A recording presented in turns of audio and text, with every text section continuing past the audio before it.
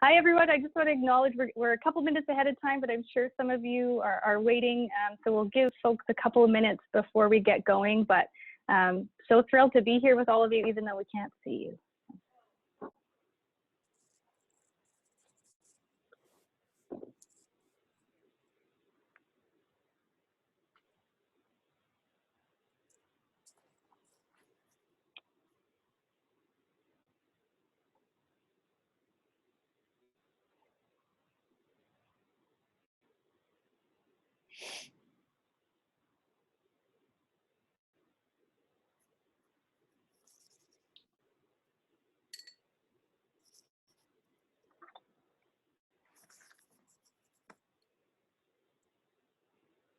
And Olivia, I know you're hiding behind the scenes and you're on it, but just a reminder to press record because I've done that too many times. I've forgotten. So just a reminder there. Thanks, Shauna. We're recording. Okay, great.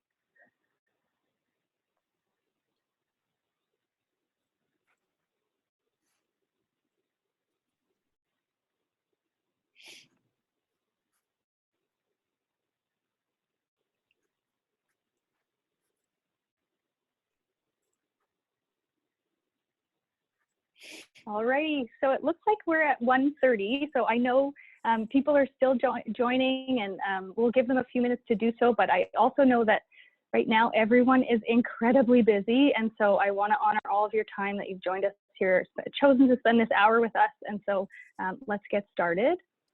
I want to begin by just acknowledging that we are hosting this call on the traditional, ancestral, and unceded territories of the Musqueam, Squamish, and Tsleil-Waututh First Nations. My name is Shauna Lawson. I'm the Director of Research and Social Innovation at Viasport, and I am so thrilled to be helping to moderate this webinar and panel today.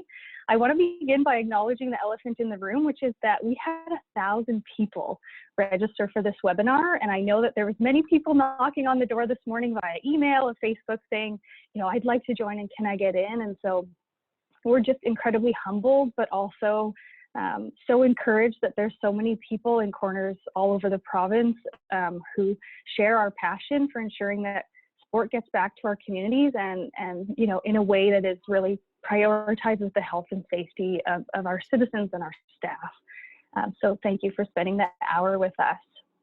I'll just take a couple of minutes and go through the agenda, doing so by introducing our panelists here. So how we'll begin is we'll begin with a word from our CEO at Viasport, Who Bcrpa Is, if you want to give a wave, Charlene.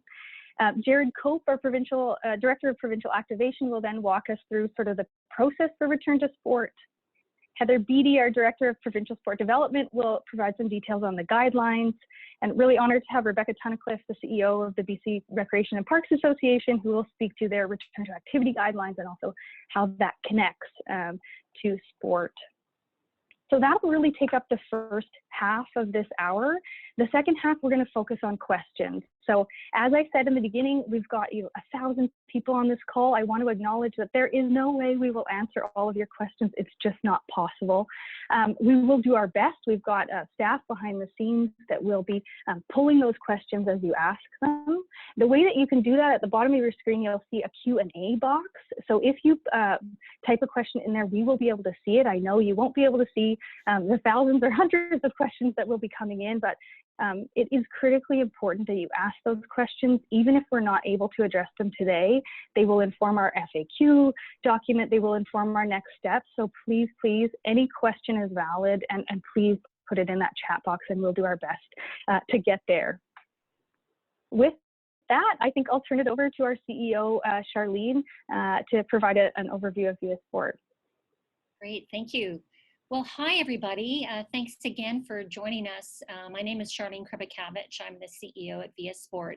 I'm so thrilled and again humbled to have such an incredible audience to attend this webinar today.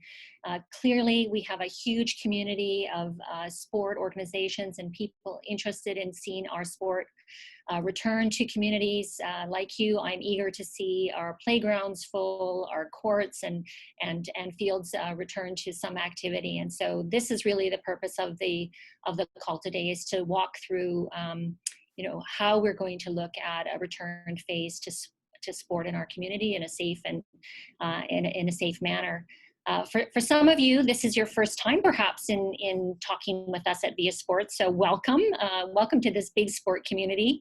It's a big ecosystem. There's lots of different organizations that do different things within the amateur sport world, and our mandate really is, as a non-for-profit society, is to help grow amateur sport in the province of British Columbia. And we do that by supporting sport organizations through policy work, best practices, and even the development of these guidelines that Jared and Heather will talk about a bit later. And then we also support the amateur sports sector through funding. So we receive funding from the provincial government, the Ministry of Tourism, Arts and Culture, and we distribute that funding out to the sector. So we steward government's funding to ensure that we are focused on growing amateur sport in a safe and inclusive way. So that's our role. And so again, welcome to this call. And for those who don't know us, we're so thrilled to have you join our sport community. You know, as you know, this is unprecedented times.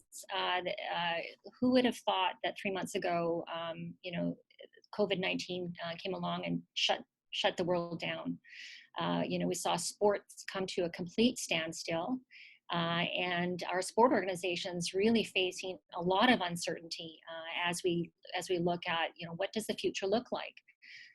This has been concerning. It's stressful. We've seen, you know, staff layoffs within the sports sector.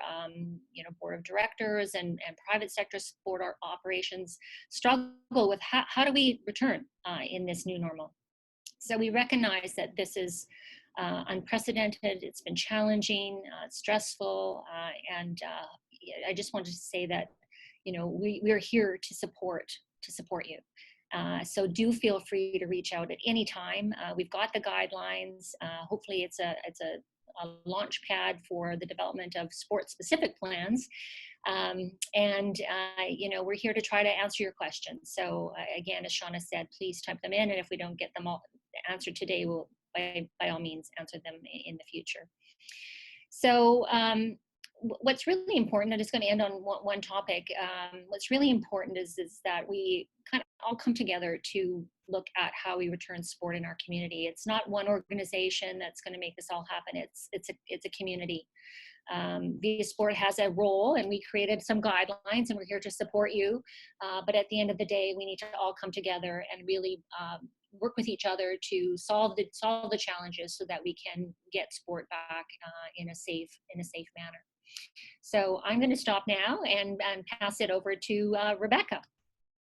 Thank you, Charlene. So I'm Rebecca Tunnicliffe, CEO of the BC Recreation and Parks Association, and municipalities are really keen to partner up with our provincial and local sport organizations, and really grateful for this opportunity to bring our two organizations together. What our members are looking forward to is a coordinated approach with sport organizations and bringing you back into our spaces. So a little bit about who BCRPA is. We are a province-wide organization that represents all municipal governments and all regional districts that have recreation and parks departments. And we represent over 500 indoor and outdoor recreation facilities. And these are the places where you as sport enthusiasts play in and on every day.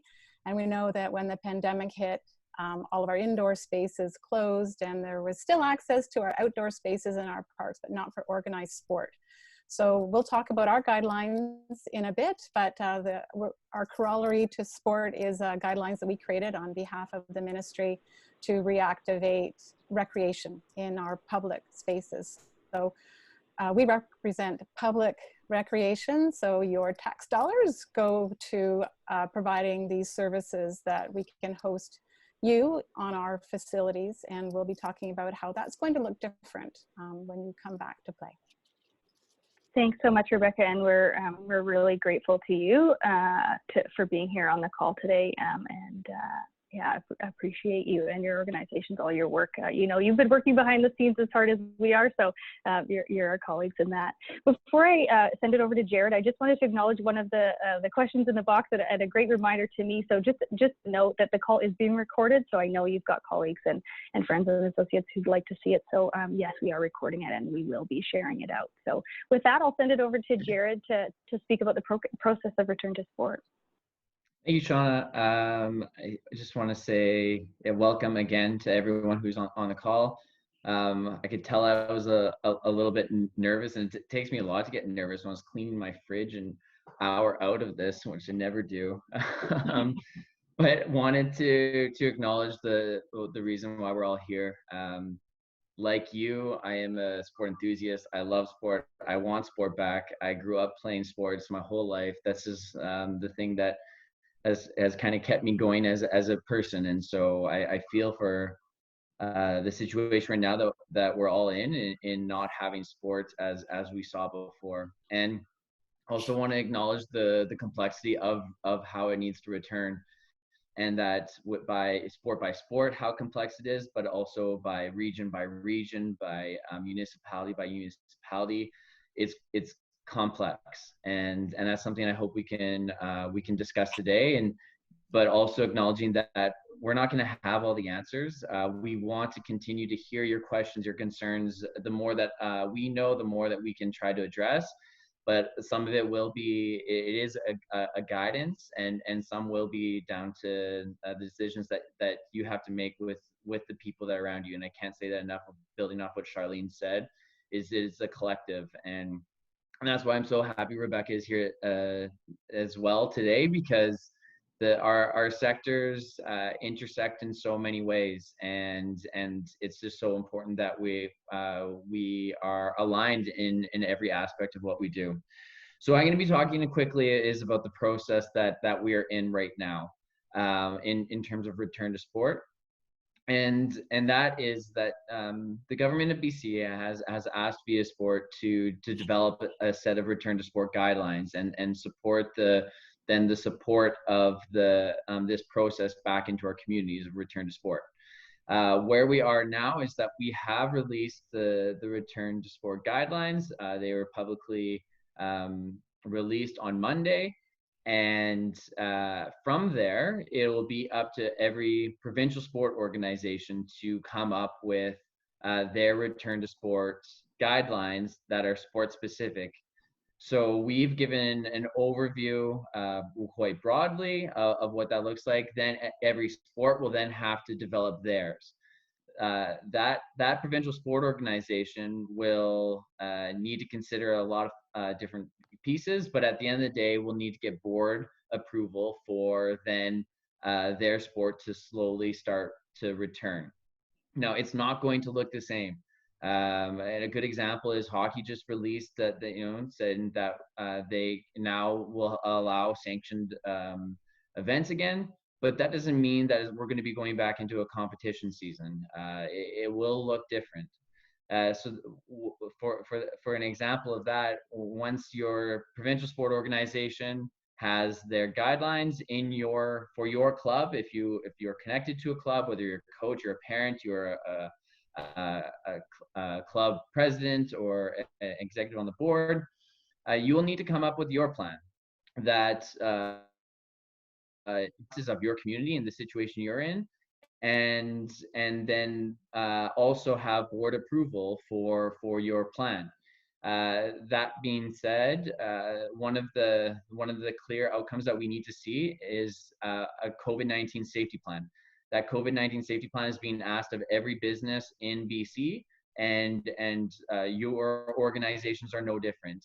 We hope that with the guidance of our sector-wide plans, as well as your sport-specific plans, you'll be able to clearly develop a COVID-19 safety plan for your sport in your situation.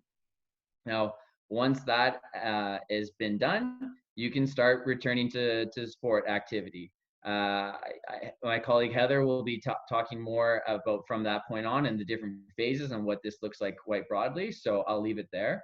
But I do want to say that is one part of the system, that you are connected to a provincial sport organization. We also know that there's other types of sport that falls under amateur sport that isn't connected into the system. I think it's really crucial that that you also are aligning with what your sport is doing. This is for really the safety and the benefit of all of us, that we are aligned in these processes. You are going to need a COVID-19 safety plan as a business or a group of individuals who are playing a sport. So we hope that as the provincial sport organizations continuously start to develop and confirm their plans, that you are aligning with them. Another aspect that I do want to cover is the connection to facilities and municipalities. We know, and Rebecca will be talking to this, that is where our sports are being played for the most part.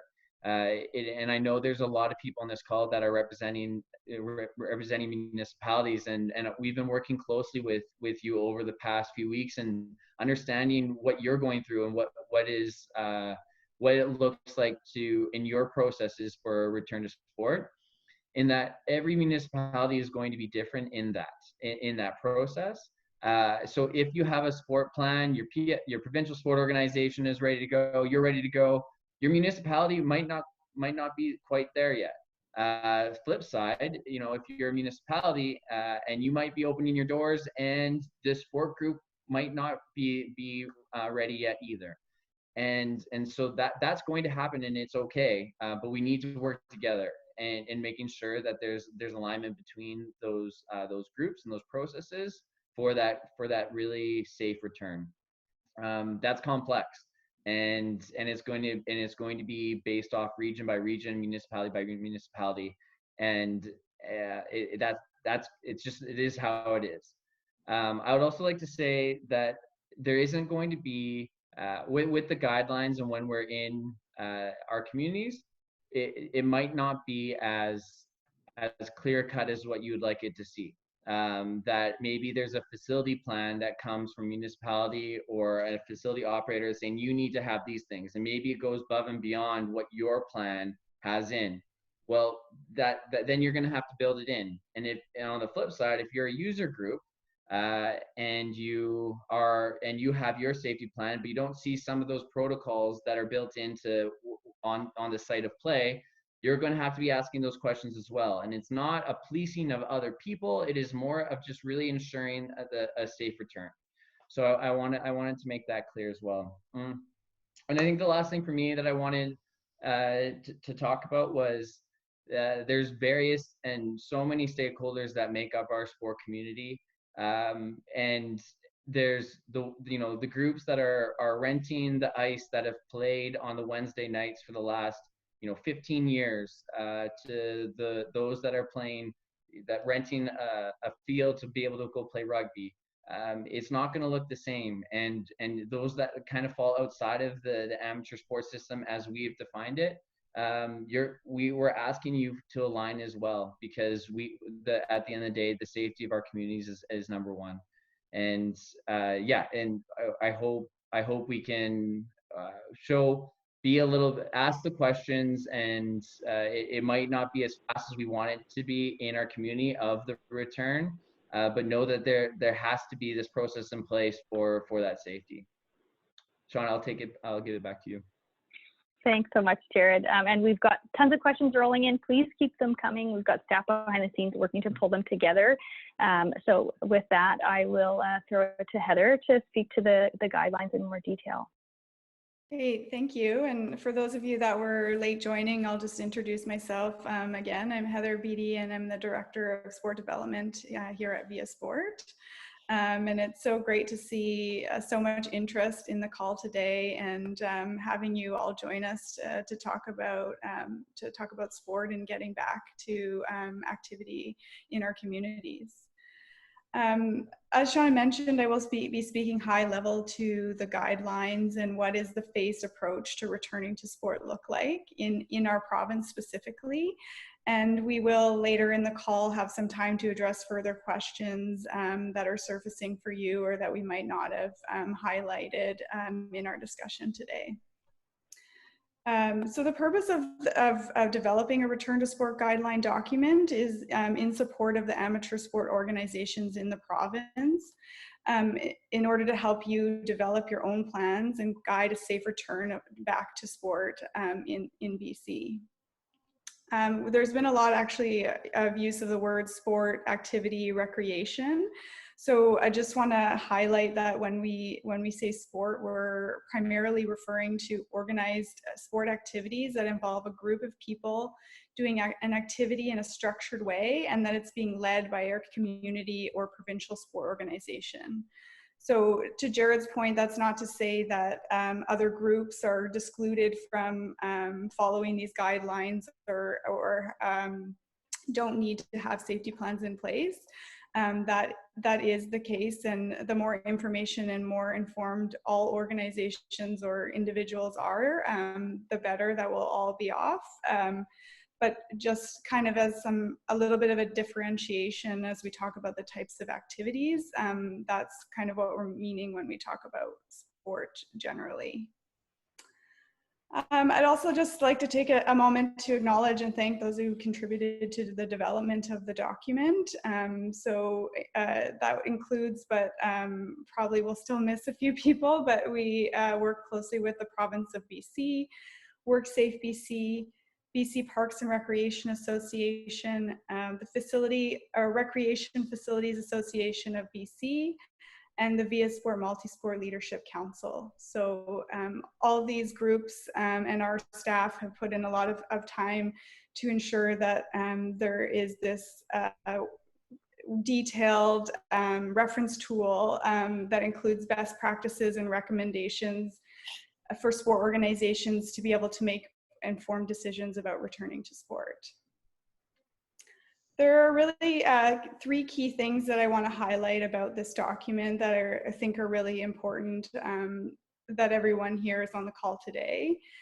The first one being, as you've heard everyone say, kind of the health and safety of the participants as well as the citizens in BC is our #1 priority when we develop these guidelines, and should be as you all build your plans for returning to sport.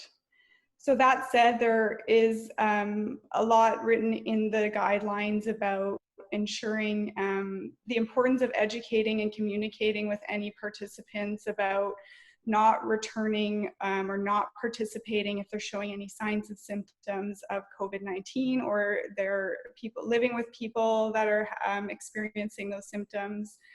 It also indicates different illness policies that you should have in place for the protection of your coaches, volunteers, participants, anyone involved in the delivery of your sport program.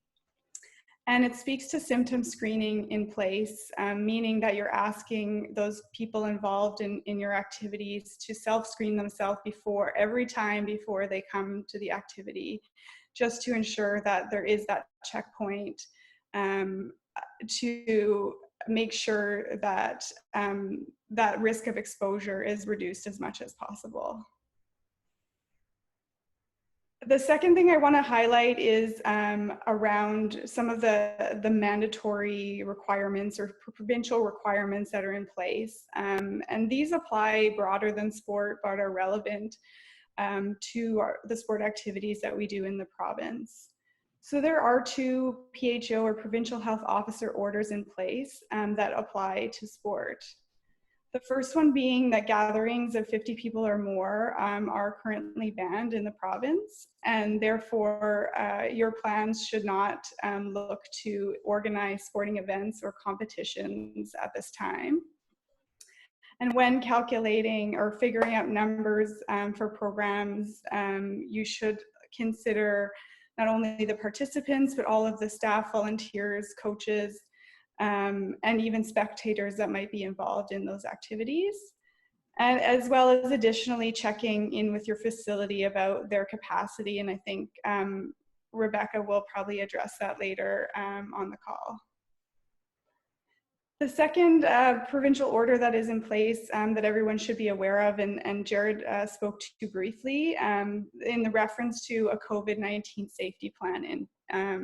So this is a requirement of all businesses in the province of BC to have a plan in place as you're resuming activities. In our guidelines, there is an appendice that we provided as a template for you to utilize. It is not required that you use this template, but it is there as a guide if you choose to do so. And the third one that I'll speak to is the sport activity chart, which I'm sure is what most people tuned into this call to hear about today.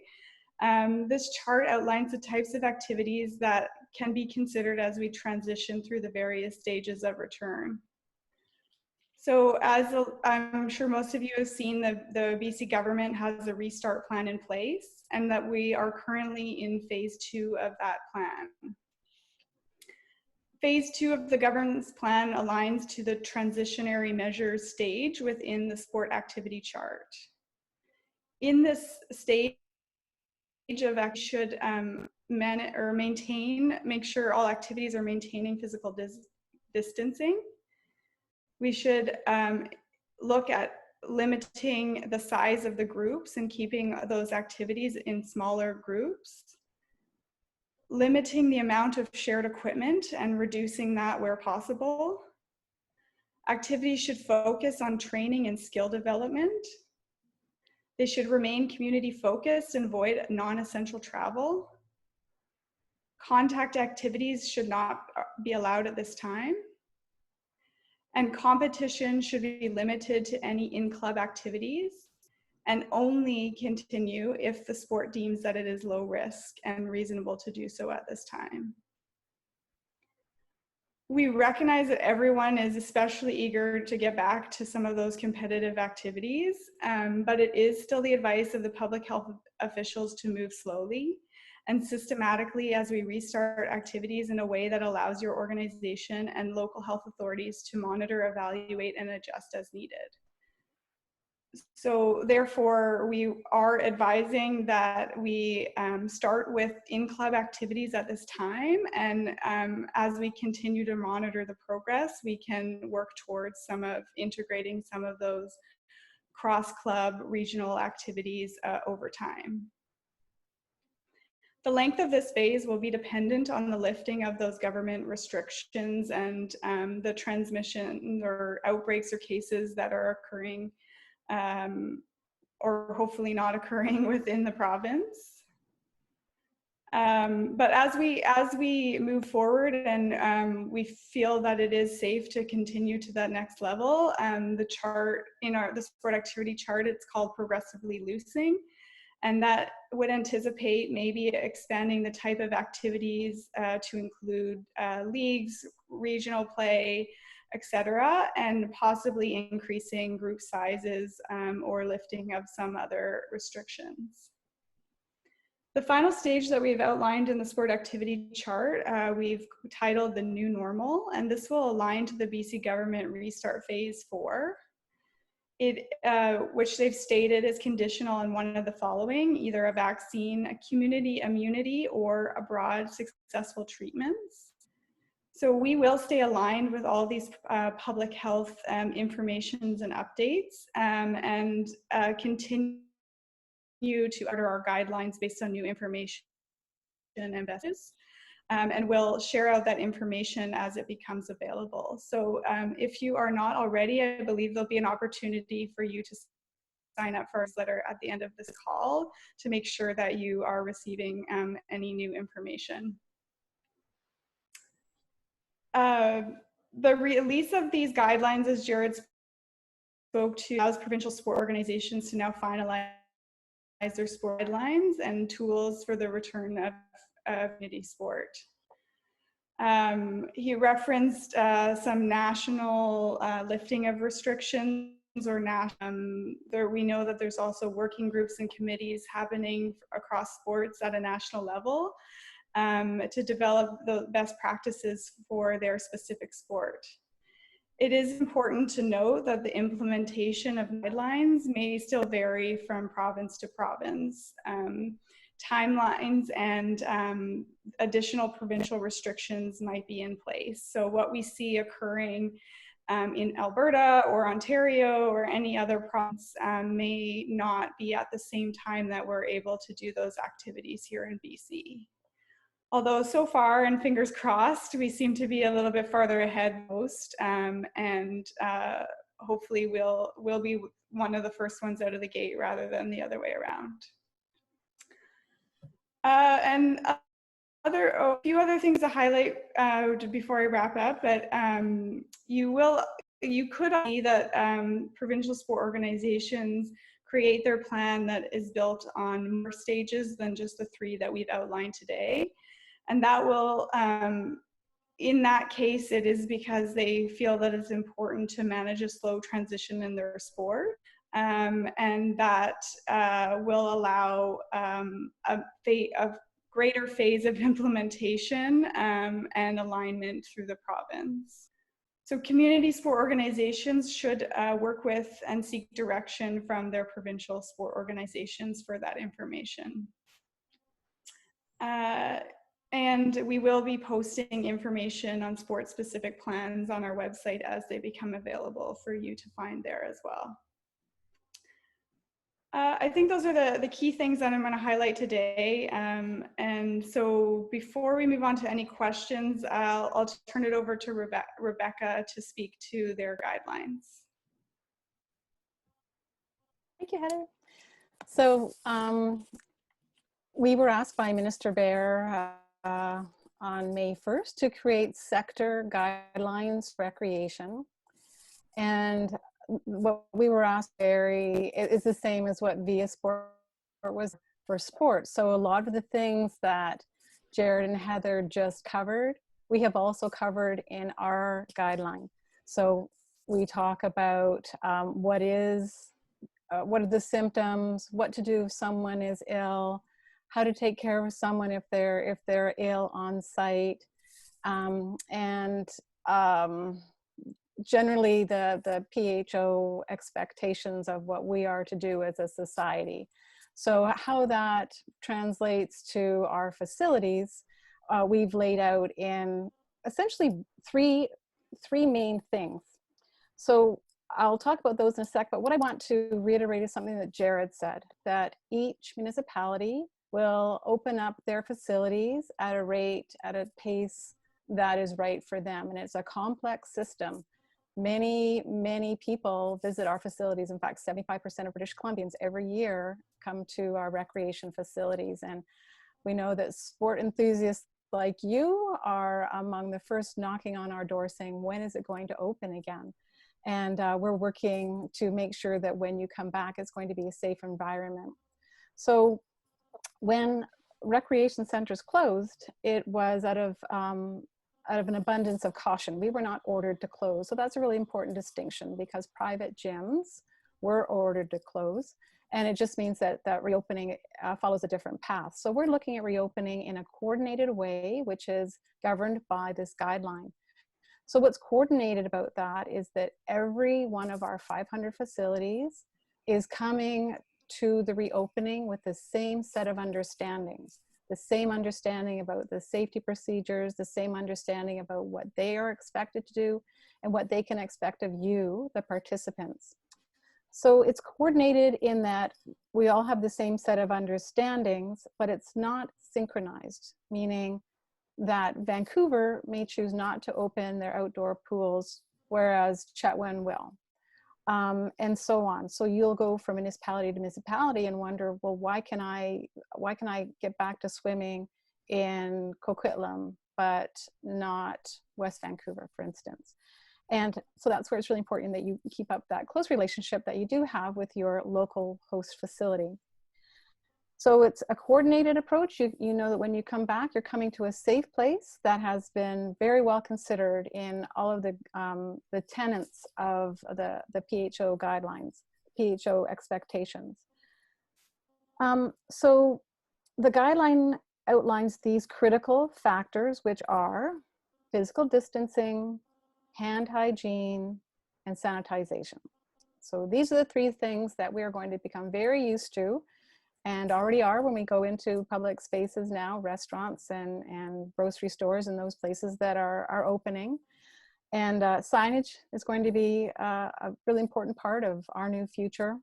So With physical distancing for recreation facilities, that means how many people can we have occupying our space in a way that we are sure that there's 2 meters that can be provided for distance between them. So we've used the guidelines that the grocery stores have used. They were the first out of the gate as an essential service. So a 5 square meter per person occupancy load.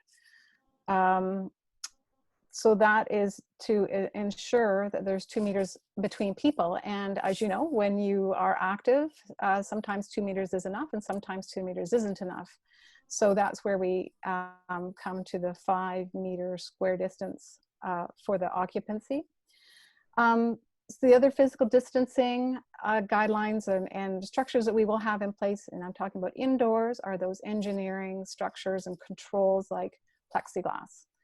And the engineering controls are markers on the floor to make sure that you're waiting 2 meters from the person ahead of you, that if there's insufficient space in hallways or in places where we congregate, that there's 2 meters between us, that there's one-way passages, or that there's signage to not linger and to move quickly.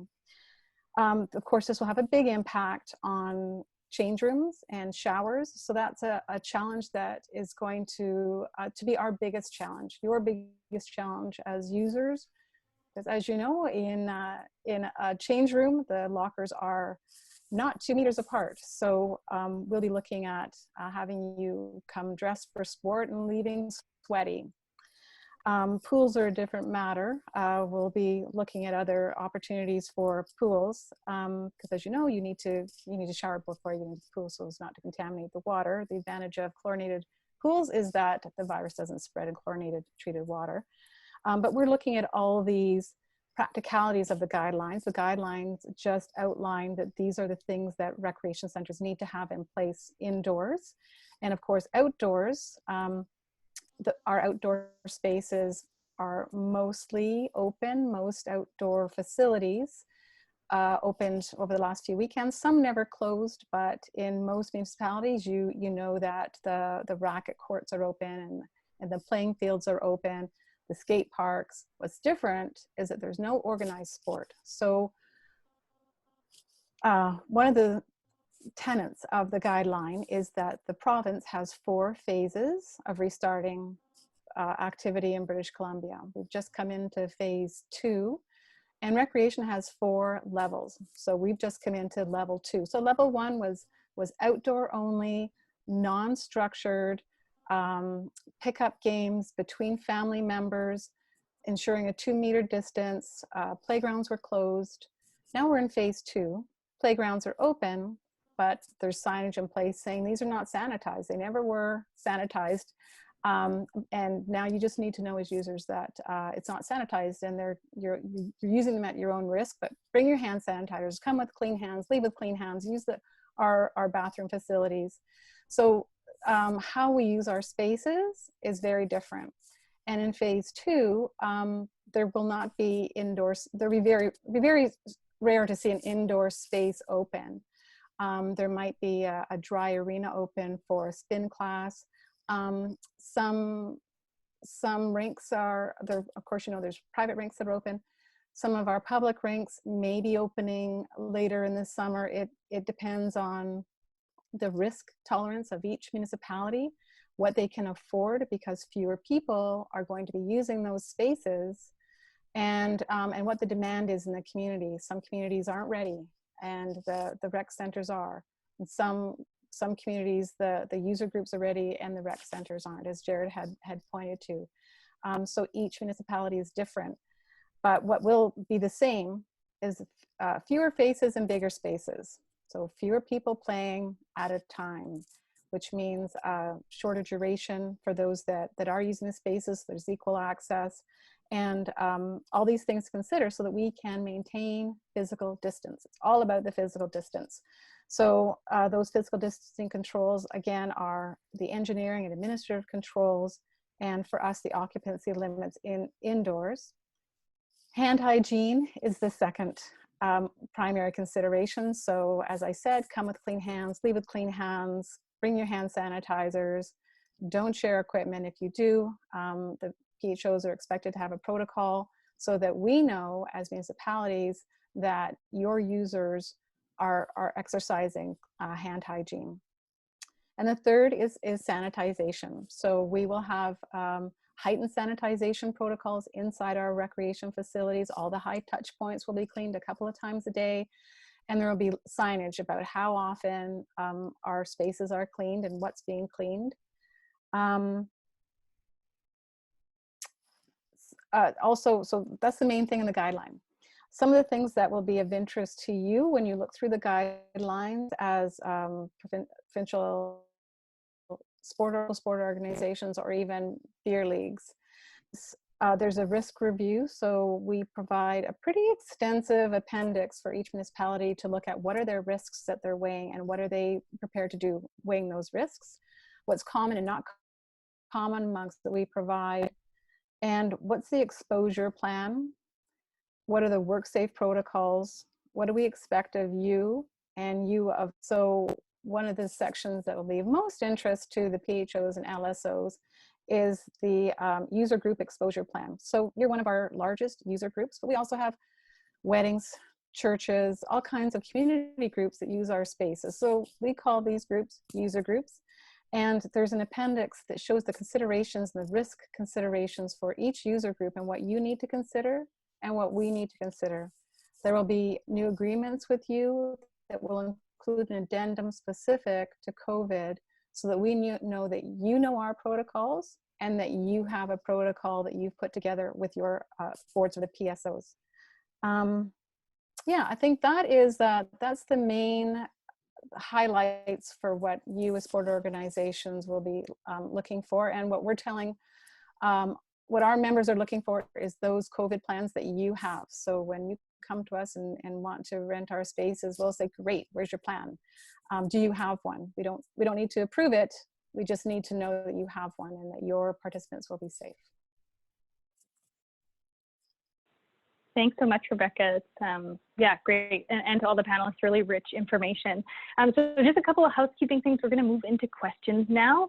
They are rolling in. So if you saw me typing or furiously scribbling, I'm not on my email or drawing. I'm responding to our staff who are sending me questions. So please continue to send them. As I said at the beginning of the call, with almost 1,000 people on the line, we won't answer them all, but we can and will in other places like our FAQ documents. And just a reminder, please put the questions in the Q&A box. So there's also a chat function, but the Q&A box will help make sure that all of your questions are recorded. There were also a few acronyms that were used. So us in sport are very good at using acronyms. So for those who might not be familiar, PSO is a provincial sport organization. So like Hockey BC, and LSO is a local organization, like the North Shore Hockey Club. So just a point of clarification, and I'll try to just encourage the panelists to avoid using our acronyms, even though we have so many. So in terms of the questions, I think I'd like to do, and please keep them coming, is I'm actually going to start with one for Charlene. So there's a lot of questions, Charlene, coming through about boards. So from board members, but also sort of which boards need to kind of lean in here. And so I'm wondering if you could speak to things you might have for, let's say, board members or also private facility owners who are making this similar decisions for how they might want to help ensure a safe return to sport. Yes, thanks. Yeah, it's a really good question. And as Jared and Rebecca both have said, it's a kind of a complex sector in that there's so many players at different levels doing different things. So a very valid point in question. So essentially the VS Sport guidelines are there to provide information to help sport specific plans to be developed. And so right now the provincial sport organizations are building their own provincial sport plan for a safe return to sport. Now, depending on where, what kind of sport you're involved in, your role at a local level may be different. So some provincial sport organizations have separate clubs that are also independent non-for-profit organizations. And then it's up to that particular club to make decisions about how to return to sport at that community level. Some provincial sport organizations don't have local non-for-profit boards. The decisions to return to sport are made at the provincial level. So it's kind of depends on the sport that you're in. So I would say for those that are in the sort of the non-for-profit stream of amateur sport, look to your bylaws to understand your role in the sector. And if you are an independent non-for-profit organization making decisions locally, then it is up to your local board to review the return to sport plan, assess the risks, understand your insurance, and then make an informed decision about how and when to return to sport that's comfortable for you. Every sport at every level is going to make different decisions, and we may see, just like it is in recreation, as Rebecca was saying, you know, some pools in some communities will be open, others will be closed, and we may see that happen in sport. We may see some local sport in Chetwynd open, and in other communities that particular sport won't be open because that particular board maybe isn't quite ready and doesn't have all the safety plans in place. So it will be different, and the board is ultimately responsible for the oversight of that organization and should be reviewing the plan and looking at risk mitigation in their decision making. And that also applies to the private sector sport organizations too. If you're a private club operating within a provincial sport organization, I mean, you should align with the provincial sport recommendations. But you are an independent business, so you need to, again, make your own informed decision, assess your risks, review your insurance, and then decide when and how it makes sense for you to return. I was on a call earlier today with a sport organization, and they are taking a very cautious and prudent approach. They may not return until later this winter, just simply because they don't have all the risk mitigation plans in place, and they want to wait and take the time to get it right. So every organization and every community will probably approach this differently. So I hope that answered the question there. Thanks, Shauna. Yeah, I appreciate that. Thanks, Charlene. So I'm laughing when I see some of the questions because we are truly seeing a reflection of the passion of sport people that we're known for. So Heather, I'm going to challenge you on this one. We're desperate for sport to come back. All of us, timelines. When do you think we could expect sport back in our communities? Yeah, thanks. I'm sure that's a popular one that must be coming through a lot, and things that we've been hearing over the last weeks, for sure. And we're all of us on this panel ourselves are also eager to get back to activities and our own activities as well. So the good news is that the guidelines are all out now, the facility guidelines with Bcrpa and the sport guidelines for sport organizations. So the information is there to be able to start or to finalize plans and start making those decisions about return. But what you have heard, I think, from every panelist at some point today is that it isn't that simple, and that it will vary depending on a number of different factors. And the sport being one that I think everyone has highlighted, and the comfort of those individual organizations and being able to carry out those enhanced protocols, as well as the level of risk and the ability to make modifications to your sport in order to meet within those health guidelines. And it also depends, like we talked about, the availability of the facility or the space that you'll be using to conduct your sport activities. And then the location within the province, because in addition to what we spoke about, there could be additional directives from a regional health authority that might be in place or need to be considered when building out those plans. But what we do know that is, as of today, we've had 5 provincial sport organizations inform us of finalized and approved plans from their board of directors that are now publicly available on our website. So we've seen those plans from archery, rowing, sailing, soccer, and figure skating. And we know that many others are in their final stages of the risk mitigation, figuring out best practices, and that we'll likely to see a lot more released in the coming days.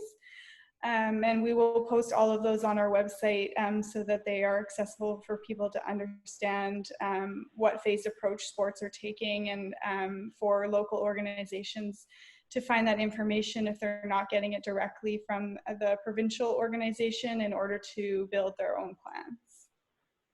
Awesome. Thanks, Heather. And just a couple of people have been saying, like, where can I get these guidelines? And so the sport-specific guidelines are on our website, viasport.ca, and the BCRPA's return to activity are on that website, which is bcrpa.bc.ca.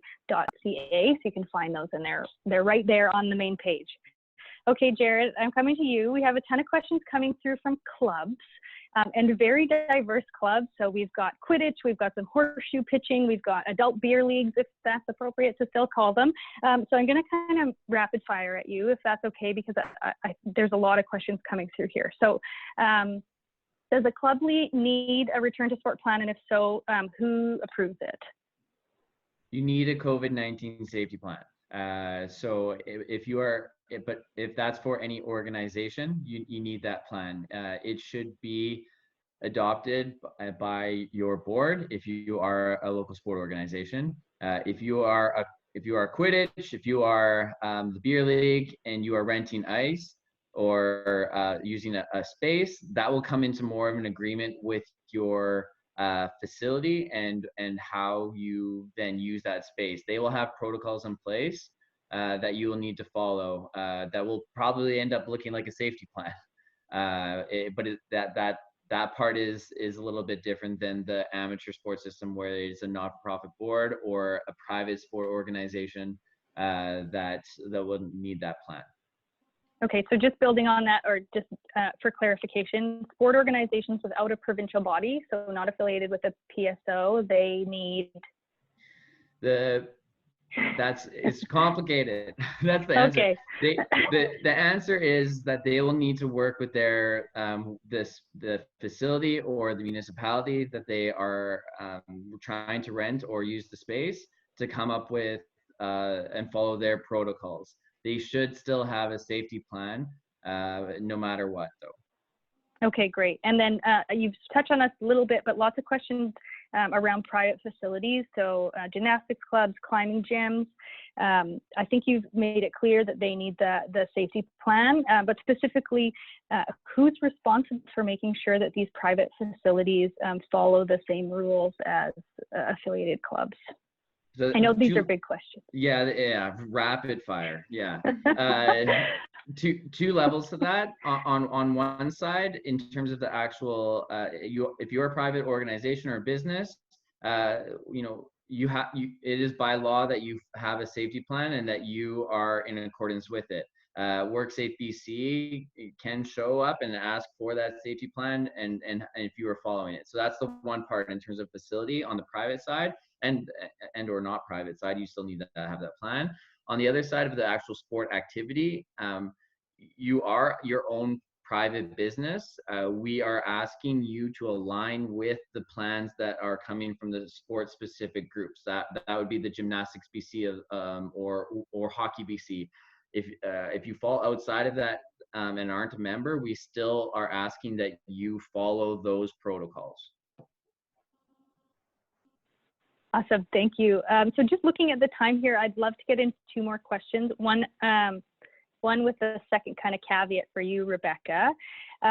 So everything has changed, but a lot has changed in terms of sort of what recreation and sport is going to look like in communities. And so we've got a lot of questions from local clubs that are asking, specifically, what's different now when I want to book a space? Do I need to clean bleachers? All these kind of things. So just generally, can you give an overview of what's different now for sport organizations post-pandemic? Well, one of the things is there won't be any in phase 2 and 3. There certainly won't be any pickup games inside our facilities, and in phase 2 there'll be very little access to indoor facilities. And phase 3 there'll be gradually more as depending on the length of that phase. So right now it's going to be outdoor play definitely for the summer, but small groups, and everything needs to be organized through the facility. So a plan has to be in place. So we're often asked that question: what if it's not an organized sport? It's a pickup sport. If you're a user group, we need from you a plan so that we know that your participants understand about physical distancing and hand hygiene and equipment hygiene. So how it will look different when you come back in the space, as I mentioned before, there's going to be fewer faces and bigger spaces, a lot more room for everyone to move around safely, which means fewer people at any one time. That's really helpful. I appreciate it. And just specifically, I know you spoke to the 5 square meter rule, but we're getting a lot of questions around the nuances of that maximum 50 people. So for example, one person asked, if there's 2 fields side by side, are those 2 separate spaces? Is that 100 people? So any extra clarification beyond what's in the guideline document? So the 50-person limit does not extend to regular activity. So this is one of those misunderstood maxims of mass gatherings. So that is for special events, social one-offs. It's not meant for recreation centers, for instance, or fields of play. What's important there is the 2-meter distance. 2-meter distance between participants and anyone in and around the field. Yes, and the 5-meter square distance is for occupancy capacity. So if you have a really small rec center, that your 5 meters per person is going to mean you have, I don't know what the math is, but you may not even be able to fit, 100 people into your rec center, whereas a multiplex like Kamloops can fit hundreds and hundreds of people. So that's just a rule of thumb about how many people can be in your rec center at any one time. Awesome. Thank you so much. So Heather, last one's going to go to you, and you have 2 minutes. So I think you could do it. Getting a lot of questions around travel. So for example, we had organizations that say, like, some of our clubs are straddling the Alberta-BC border, or organizations saying, can we host competition that we know will either draw regional people, so people from Fraser Valley into Vancouver, or can we host events where we'll be drawing people from out of province? So do you mind just reflecting maybe at a couple of levels? Should participants be traveling? Should organizations be hosting events that require travel? And anything else around kind of the travel in this current phase? Yeah, so the government is still stating that we should avoid non-essential travel as individuals. So that should apply in the same way to sport. And depending on where you live in the province, it may be somewhat normal for you to travel to, say, a neighboring community to participate in your regular activities. So if the particular sport that you participate in, either it doesn't exist in your community, or for some reason you have chosen another neighboring community normally to participate in that sport, then that may still make sense for you, especially well, I would say in the Lower Mainland, it would be quite common to cross into another neighboring community to do those activities. But that said, you should reduce the amount that you're doing that into the amount of communities in which you're traveling to. So you should kind of pick one area or, and stick with that at this time, rather than going from community to community and sport to sport. But beyond that idea of kind of that very local travel, it is really not encouraged for you individually or for the organization to organize events that will take you out of those areas and bring together groups from different communities. Multiple reasons, but each regional health authority may have different situations about transmission or restrictions. Different provinces definitely have different guidelines or things that are in place. And for sure, different countries are in very different places. So the more that we're traveling, the more higher risk individually, as well as bringing anything back to our communities. That's awesome. Thanks. I'm just gonna 30 seconds. No. If you're okay, I know. So Okay. I'm looking at the questions. We've had over 200 questions asked. So I'm reading them, and some of them are incredibly interesting, and everything is so nuanced that, yeah, I think we'll leave it there, knowing that there's a lot of follow-up to take place. I am going to give Charlene the last word, but before I do so, just in terms of next steps, every question that you're asked, we will be we will be reflecting on and updating our frequently asked questions document. We can host future webinars to fill in consistent gaps. You'll be sent a survey after this, so we'd love to have you put them in the survey. But any feedback that you have will help us just get. And we're so grateful again that you all joined. And with that, I'll turn it to Charlene to close us out. Perfect. Thank you. Thank you, Shauna. And thank you, Rebecca, Jared, and Heather for being a part of this panel today. It's been really informative and exciting to see so many people come together in the spirit of sport and trying to see a safe and phased return to sport in our communities. And that's really the bottom line here. The bottom line is for all of us to come together and understand our roles in preparing for this safe return of sport and informing our participants so that they have information and can decide for themselves whether or not they are comfortable in participating in the activity that you're presenting. So again, this is about preparing those plans, determining what's the appropriate activities at this time in your community, and then informing the participants so that they can then make their own informed decisions. So this is really all about alignment and coming together as a community in sport. We all want to see sport come back, and we will get there. This is a phased approach, and I'm so grateful to have so many people be interested in this and see sport return. We know it's important for the health and wellness of our communities, but moreover, it's a catalyst for bringing people together, and we all want to see that again. So thank you again for joining us today, and thank you to the Via Sport team for such great work in bringing this together. So thank you. Awesome. Okay, bye. Thanks so much, Charlene. And so you will see, sorry to cut you off, you will see a link. So when we end the call right now, you'll see a link to complete the survey. It takes 2 to 3 minutes to complete. So we ended on time. If you don't mind giving us 2 extra minutes, whether it's now or when you can, we'd really love to hear from you. And again, thanks for all those who joined and to the panelists. So take care. Thank you. Bye. Bye. Bye, everyone.